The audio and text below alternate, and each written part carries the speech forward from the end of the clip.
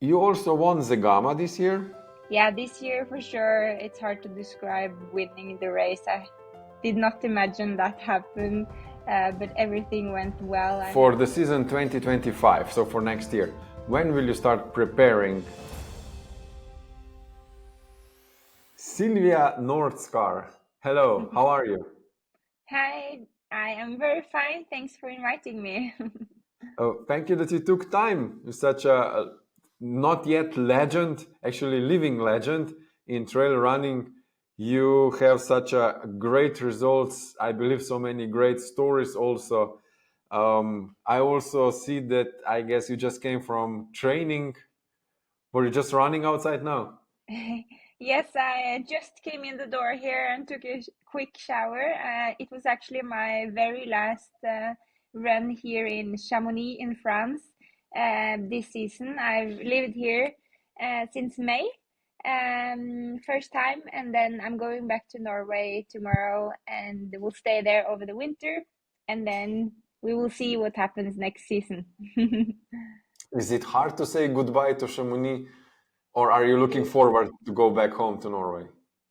Yeah, it's a little mixed feelings, I have to say. So I did one of the great runs I had here as the first ones in May, and it was a bit emotional actually, and I will miss these mountains a lot for sure. So mixed feelings, but it's not too bad to go home to Norway. So I feel very lucky.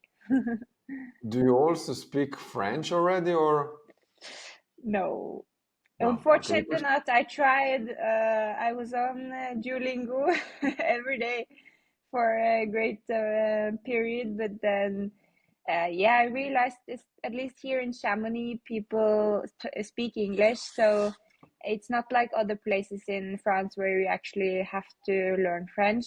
So that has been very challenging, and I have not solved that task yet. is there lots of tourism in Chamonix also now? Yeah. It's has been a lot of tourism during the summer, but in May when we came here and the beginning of June, and now in October, it has been very silent and peaceful, and I think that's the periods I've enjoyed the most. Exactly before the winter season starts, right? Yeah, so now it's really quiet. Yeah, many of my runs I don't meet any people, and it's only locals, and it's definitely a very different atmosphere. And also in town, of course, there are always some tourists here, but it's much quieter now, and I think I really like that. Very nice. You were a few days ago. You finished second in Templier by UTMB. You were also a few days before you won Nice Côte d'Azur by UTMB. Wait, Templiers is not by UTMB, right? Or is it also? No, Templier is a separate event. Yeah. It's different. It's like a legendary race, right? It's much older Yeah, than UTMB, right? yeah, this year it was actually Okay, the 30th edition, so it has been there for many years. many years. And you ran 80 kilometers. Yeah, correct. Yes. You also won Zegama this year, which is actually, you tell me how it is when you win Zegama, because I cannot imagine. It is one of the very, like, everybody who is something in trail running, they come to Zegama to run from all over the world, even Kilian Jornet himself. How was it winning next to Kilian Jornet? Yeah, that was really special, actually. That gave it another level, I think. No, but Segama, it was the third time I ran Segama, and just be getting the opportunity to participate in that race is such a cool uh, adventure and experience. There are so many people out in the course cheering on you. I remember the first time I was just shocked of how loud it was up that one mountain where you have to like, it's almost like a tunnel you have to go through of people who are cheering you up, and it's really really unique, and it's also such a like great event with the local people, and everyone is coming there to this small town. It's filled up this weekend with parties every day, and but it's just so much happiness and good atmosphere, and also the course is really beautiful, very mixed with the in the woods, technical terrain up above tree line, great views on good days. It can also be very tough conditions as it has been a couple of years, and also so many good runners. The best runners come there every year.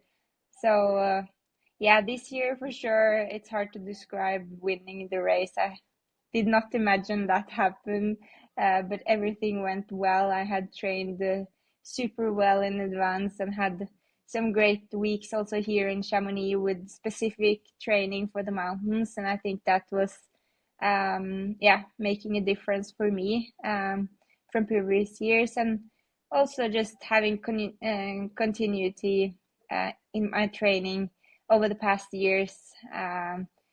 Have given results. So it was a dream day for me. In which part of the Zegama race you figured it out, or you said to myself, "Whoa, I'm actually gonna win that"? Was it more at Oh, the end? that was definitely in the end. I remember I saw a person in the trail running circuit just like 1 kilometers before the finish line, and saying like, "You got this, Sylvia, this is huge, I'm so happy for you." And I got really emotional in that moment, realizing that when someone tells you that, I think yeah, then that then I it maybe I realized that, wow, this is going to happen. So but during the whole race, I was really, really focused. I did not dare to think that I was going to win, although I was leading from kilometer 12, and the race is 42 kilometers. So quite for a long time, I had the lead. But I just tried to take in with me all the energy from the audience and the spectators along the course, and also pushed really hard. My body was so strong that day, and I think everyone knows, like, when you feel great, you are in shape, it's so cool to race. Bring us to 2 days before Zegama, or when you come there. How does it look when you actually come and there's all the runners and all the teams, so the coaches, the families, everybody's there? What do you actually then eat there? What do you drink there? Do you bring food with you? How does it look like? Because I believe that you are very nervous. Okay, you definitely, I believe you don't try some new food before the race. How is this feeling? And then how it is when you come to the start line and you see that everybody is there? Do you get nervous? And then how it is running and coming to the finish line, grabbing the, I don't even know how you say, and figure it out that you won. Um, yes, so the 2 days before the race is the main focus is, of course, to just get as much energy for the race day. So do as little as possible. I usually go out for just a couple of runs, or on like 15 minutes runs 2 times a day. So it's not really a workout. It's more just to shake out your legs a bit and feel like you have done something before, for example, lunch or dinner. And then it's actually a little bit special in Zegama because there are not many hotels there. So all athletes, um, the top ranked athletes from Golden Trade, they are put into one hotel together. So it's really nice because we hang out with our competitors days in advance of the race, which is also a little bit special because you can kind of see what everyone is doing. So we wake up, we have a breakfast there, chat with people, and then there are some media stuff you always have to go to. And then there I try to relax in my bed to close off a little bit, just to, because also being social takes energy, so it's very important to be keep that in mind, that you get these breaks and just to think about the race, to go through your strategy, and realize, confirm that everything is prepared.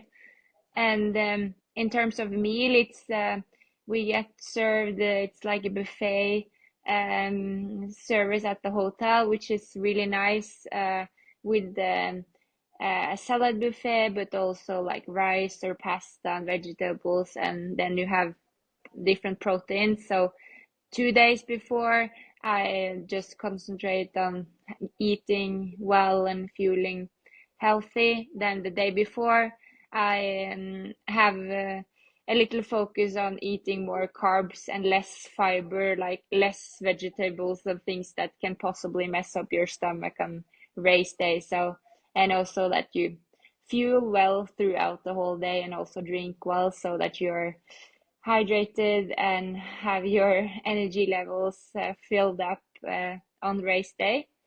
Um, and then on race day, I usually have my breakfast around 3 hours before the start. And often I bring my little bag with oatmeal and and cinnamon, and then I only need a banana, and I know that this is a breakfast at work, and I will not have any stomach issues.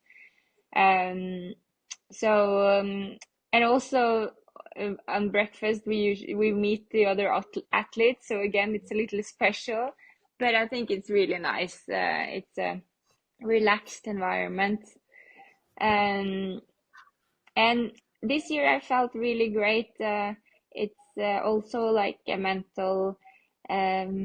a mental challenge these 2 days, because often when you are there, you see all the competitors, you can think, oh, wow, they look really strong, and you get nervous, and you can get unsure if you have done the right work. Are you ready?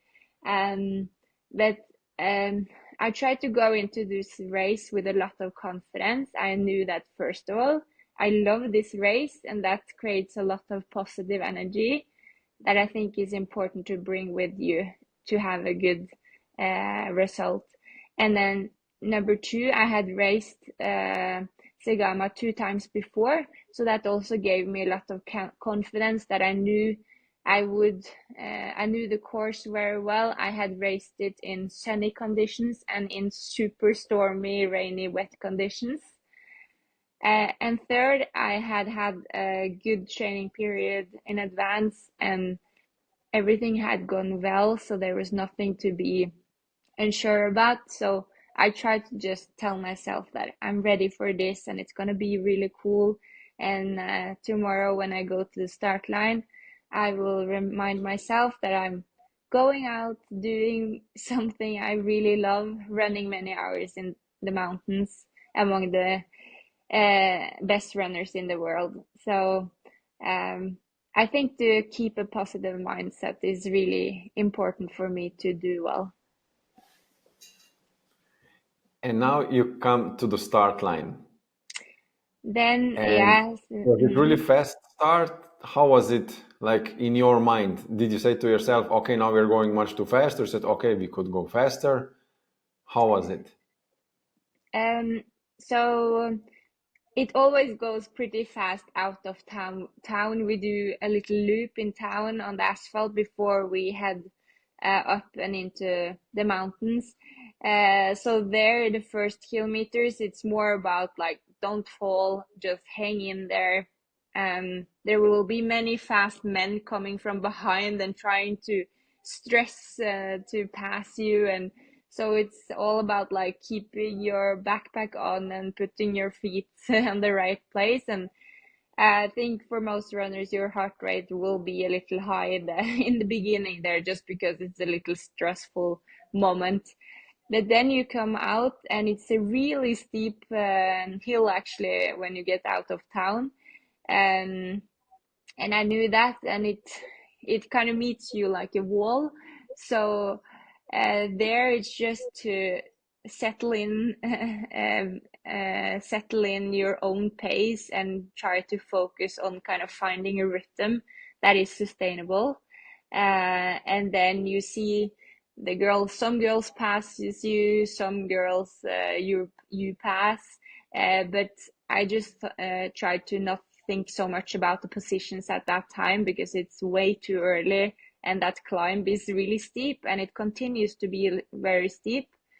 Um, so for me in the beginning there, it was just to find my own rhythm and not spend too much energy there, because I knew after a little bit it will flatten out more, and then you can kind of get open your legs more and get into the good running stride.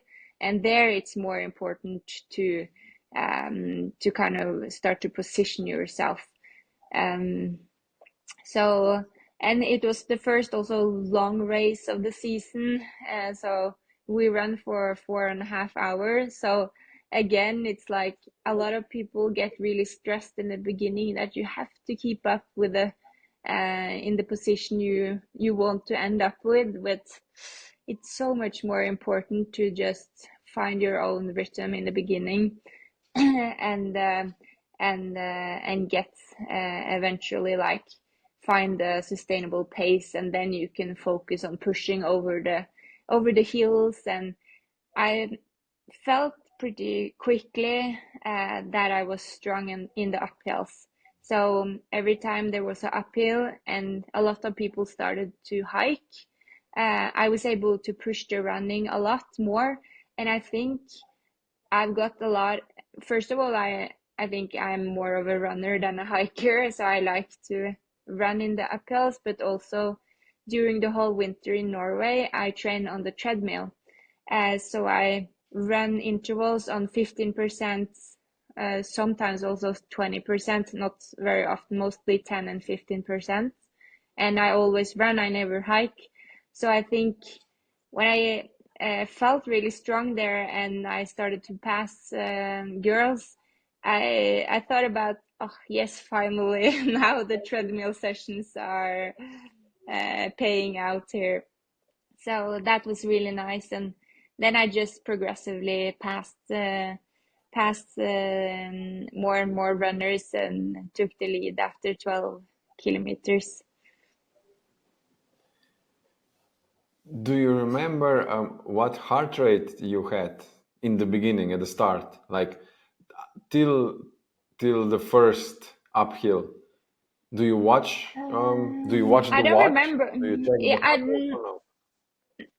yeah, I always look at the watch, but I'm also, like I said, I'm not too concerned in like the first 15 minutes, because I know, because of the nervousness and the stress and everything in the beginning, your heart rate will, or at least I've seen that my heart rate is a little like artificially high in the beginning, just because of that. So I've seen on almost every race, even though I feel like I'm starting super very calm and controlled, I have higher heart rate in the very beginning, but that's just like the 10 first minutes. So after that, it then I followed my heart rate. And um, but I'm not strictly following the intensity zones, but I'm using it more to kind of check in and get a confirmation that I am on track. Mm. And when you're running uphill, could you give me one advice for running uphill? What should I do that, because running uphill, I like it more than running downhill, that is for sure. Maybe because running downhill, I I'm really bad, especially if it's technical, because then it's no running, then it's walking. uh, but for running uphill, what should I do? What would be your advice? And then also for the downhill, of course. Yeah, for the uphill, I think first of all, it's always about what you want to be better on, train on it. So, for example, if you have a hill or a treadmill, and now in the winter, do a lot of hill intervals.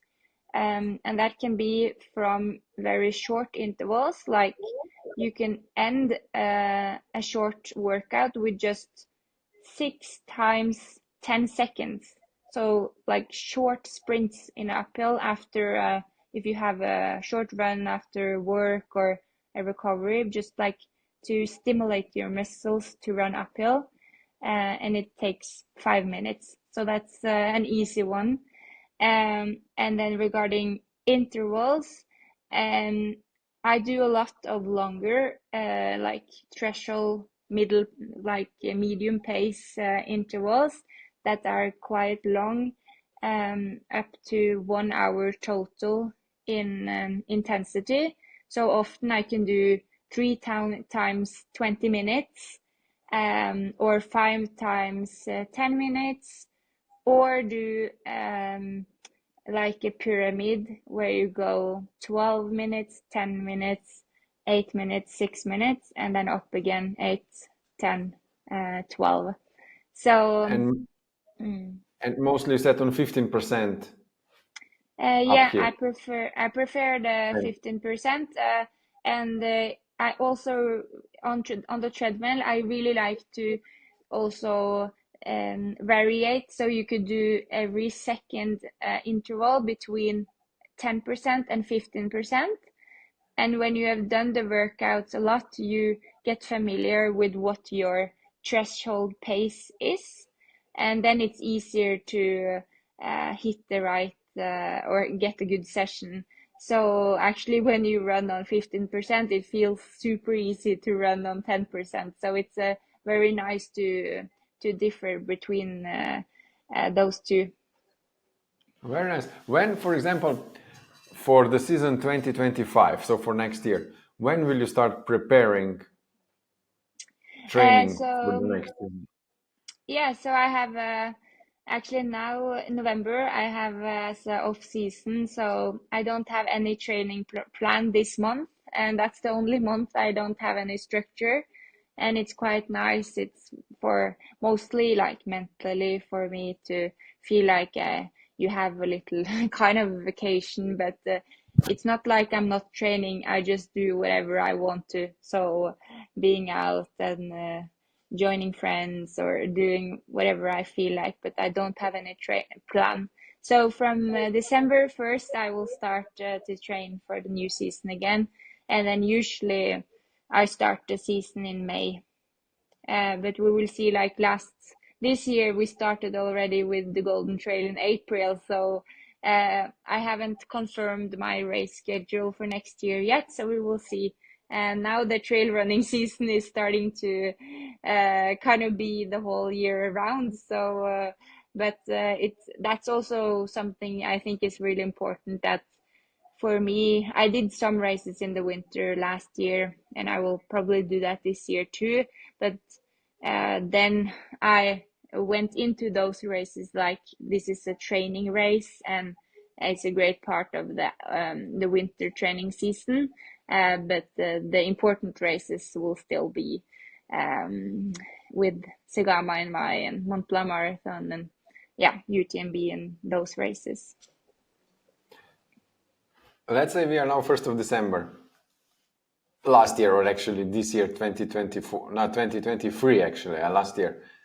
Is it like when you make a plan for the training, do you say, aha, on Mondays I will have this, on Tuesday this, on Wednesday this, on Thursday this? Do you train maybe 2 times per day? Do you do any strength, like in the gym with weights, or you do any like yoga, Pilates, stretching? Do you? Yeah, actually, this for now. Yeah.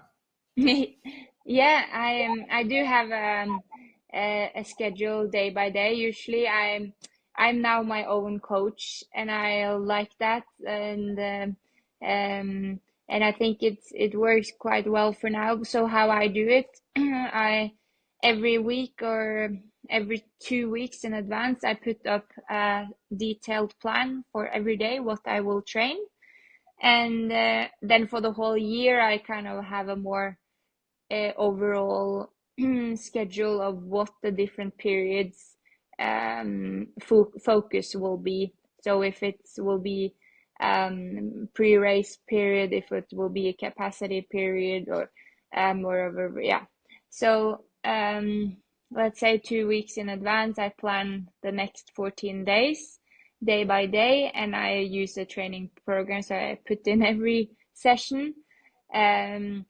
And usually a week consists of 1 to 2 strength sessions. At least over the winter, I have at least one strength session. So that's in the gym with heavy weights. So it's maximal strength with like 6 repetitions, so pretty heavy.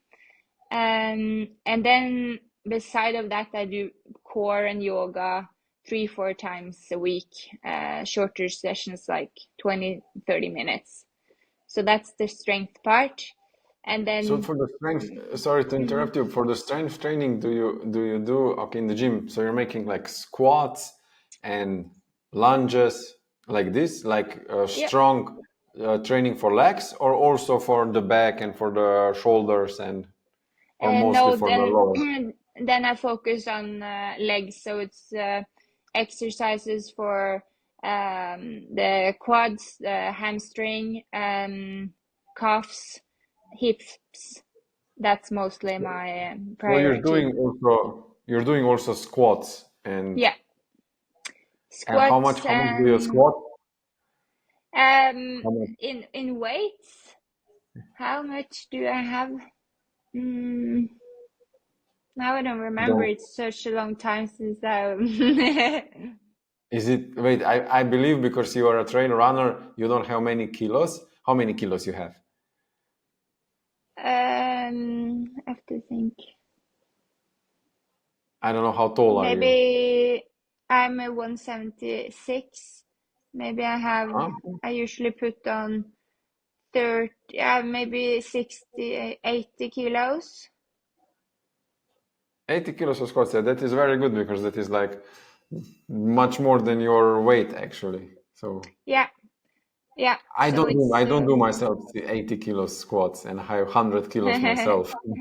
I have, but yeah, so this summer I got a knee injury, so I've over the summer I've done a lot of strength, um, and a lot. I got a jumper's knee injury, so a lot of like slow strength training where you go slow down and slow up. Oh So yeah, it's oh yeah, that yeah, hurts. There you don't need lots of weight.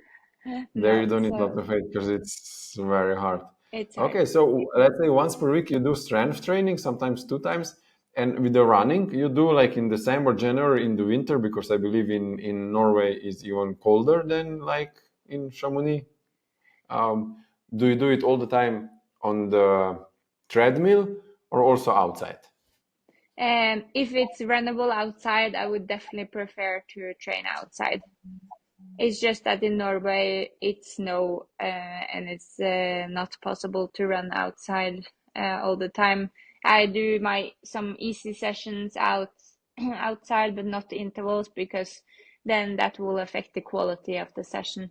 So during winter, actually, I'd say 100% of my hard intensity sessions are on the treadmill. Ah, very nice. I Except like it. from when I go to to warmer places in the winter, I will probably have some training camps. Yeah, in between. You are also sponsored by Hoka, right? You're an elite Yeah, Hoka runner.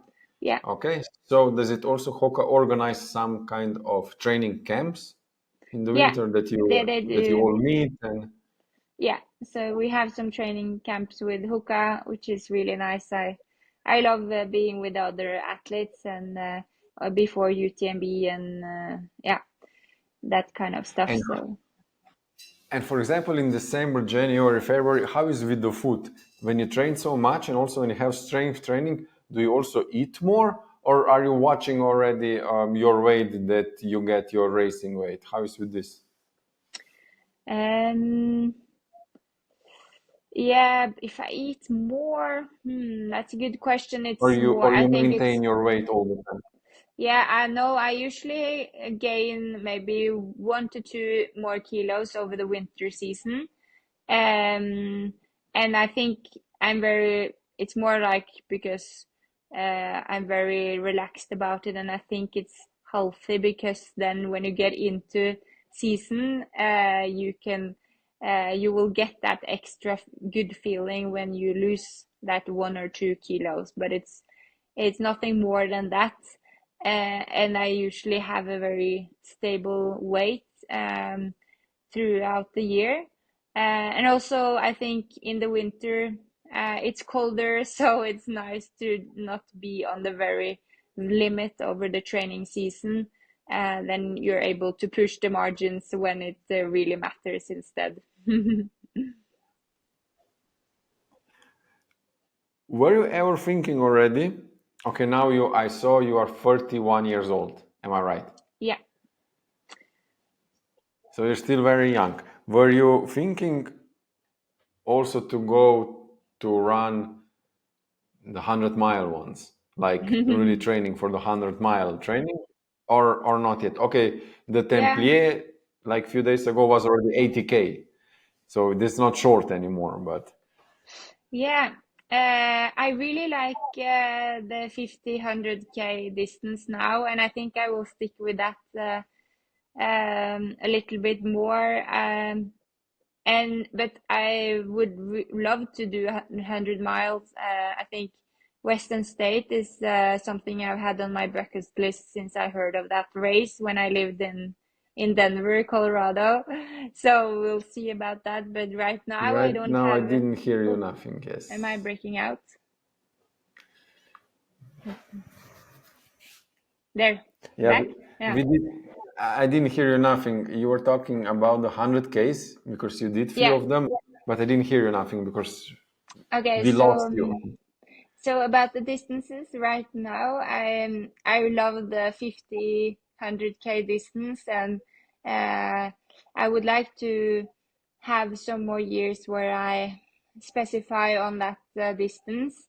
Um, but I would love to do 100 miles one day too. I think that's definitely something I will try one day, but not yet. I don't feel the urge to do it right now. Western State is 100 mile I have had on my bucket list since I heard about that race. When I lived in Colorado, went to college there. So that would be a really cool one to get the chance to try. But right now, I will focus on the 50, 100K distance. So for next year, which races you think they're gonna be the most important for you? Is it gonna be like Golden Trail World Series, or is it gonna be some other race, or you don't think about it yet, or you decide then when it comes closer to that?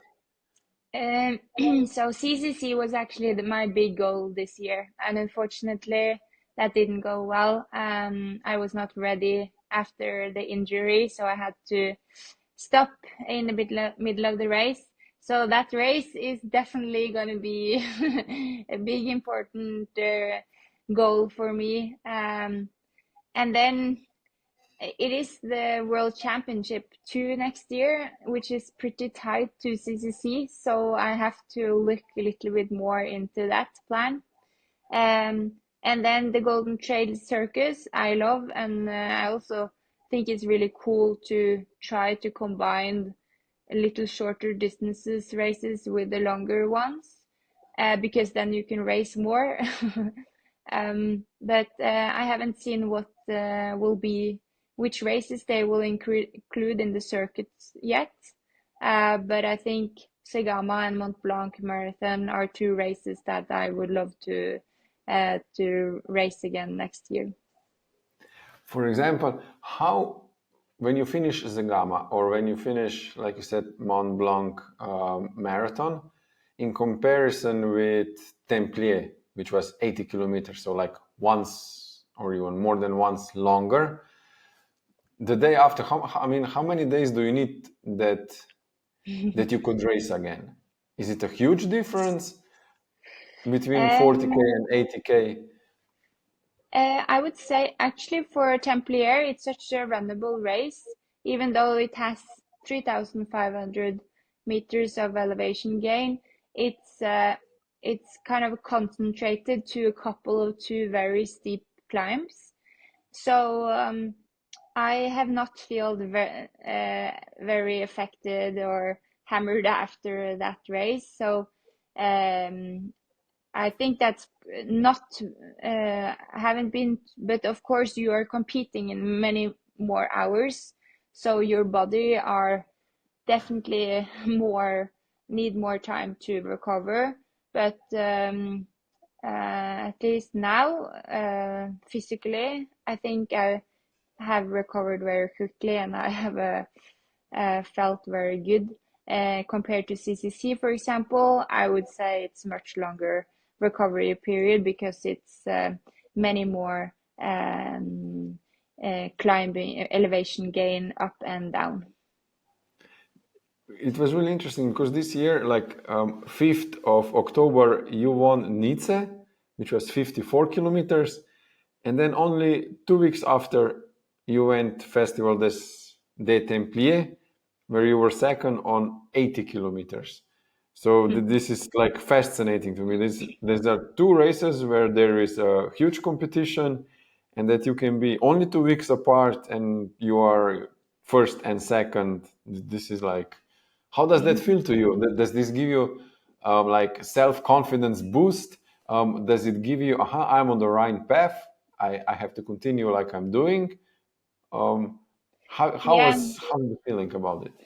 I don't think I would recommend people to run a 55K before or 2 weeks before a ultra race. But for me, I did it this year specifically because of a couple of reasons. I just came out of a injury, a 4 month long injury period, so I hadn't raced much the whole summer or nothing. So I felt that I really needed a fast-paced and kind of similar race to get that feeling, get that confidence, especially, and also knowing that my knee could tolerate that distance. So it was as much for the physical aspects as the mental aspect to feel like, okay, I can do this, I'm ready now. Um, and then second of all, I dared to take that risk because I hadn't raced that much. So my body was, I feel like I am, usually you get kind of weaker and weaker over the season because you race more and more, and then you need to have the whole off season to kind of get back in business again. But for me, I had now 4 months of break, so I felt really strong, and I knew that I will be able to do two hard races in such a short time period. But of course, it's a risk. But I did the Nice race as part of a training block, so I didn't taper much in advance, and I did not recover much after. It was more like a hard session, and fortunately, I didn't have to go all out and kind of break, go, yeah, break everything. So that everything went as planned. So even though it was a risky strategy, it worked very, very well for me now. But I would not do it if it wasn't because of the special injury I had of the summer and kind of the history I had before Templiers. How different was it this year, end of April, running in China than, Mm-hmm. for example, running in Spain or in France? how is the atmosphere? Is it much more humid? Is it hot? Did you suffer more when you were running in China because you were again in the top 10? Four Sister Mountain Trail, 22 kilometers. Um, Yeah. would you next year? Is it like this? I hardly wait that I go back to China to run, or would you say to yourself, "Oh, I hope there's not gonna be any important race in China"? So yeah, the races in China was early in April. I came straight out from winter season. Um, I don't run very much over the winter, around 60 to 80 kilometers a week. And as I said, all of the hard sessions are on treadmill. So that means that my body are not adapted to downhill running, first of all. So I went to Asia for the experience. It was a unique experience to come there. The first year Golden Trail would have races there. I know that they always make such a good job on these team trips. It's kind of like a team trip actually, although even though we're going with the competitors. So it was a unique experience, and that was kind of pri um, the goal with that trip for me, and then look at the races as a little bit more like training. Um, so the two races were very different. The first one was in Japan, and the second one in the altitude in China. So the one in Japan was super humid, and it was a course that just went straight up and straight down. So coming from skiing in Norway was, I think, the biggest challenge ever. So that race was extremely hard for me, and I was just sore in my quads after the warm-up run we had the first day we got there.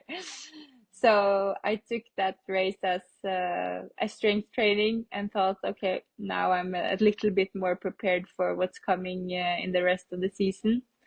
And then the race in China was starting at 3,200 meters above sea level, and also coming from zero altitude in Norway. That was a shock for me. We raced up to 4,100 at the highest point.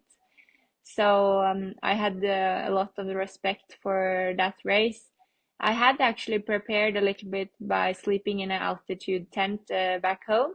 So, but if I got any effect from it or not, I'm not sure about, because was the first time I tried that. Um, but I had a good experience. But it's very strange and hard to race in the altitude. Your body is not responding as normal. So yeah. You can be so fast, right? And the heart rate goes faster up, I guess. Yeah, and then you come to a point where your muscles just feels like jelly, and your body kind of yeah, it just soaks out all energy, and it's actually pretty um, um, painful. It's really painful to breathe and to push your body in the altitude. It just stops because you don't recover.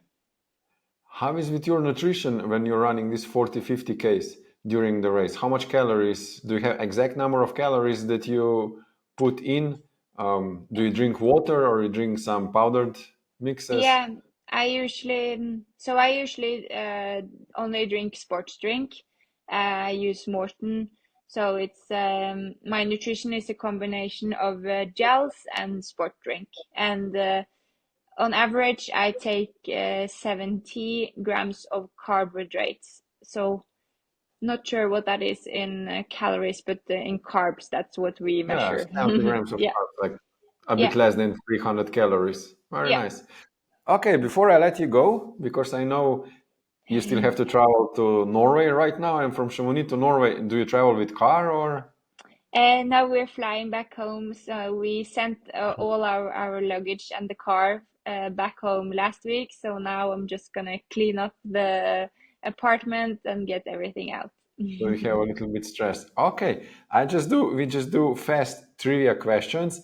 These are fast questions and fast answers, and then I let you go, okay? Sounds good. What do you prefer more, night run or day run? Morning run, Okay. Downhill or uphill? uphill. Hunting or leading? Hunting. Intervals or long runs? Ooh, that's a hard one. Long runs. Mornings or evenings? Mornings. Mountains or seaside? Mountains for sure. Sleep or food? Ooh, food. I love cooking. Okay. I hate Coffee sleeping. or coffee or tea? Coffee. Meat or vegetables? Vegetables. Steam room or cold plunge? Sauna. Yeah. Yeah, Sauna? sauna. Christmas or Halloween? Christmas. Horror movies or comedy? Comedy. Swimming or cycling? Cycling. Okay. Thank you very much, Sylvia, that you took time, and Sure. have a safe trip back to Norway. And I really wonder where is gonna be your next home 2025. Yeah, we will see. I'm not sure yet Yeah, myself. yeah, very good. Thanks for having me, and wish everyone a good winter season and get on out on the trails. Thank you. Enjoy. Bye bye. Bye.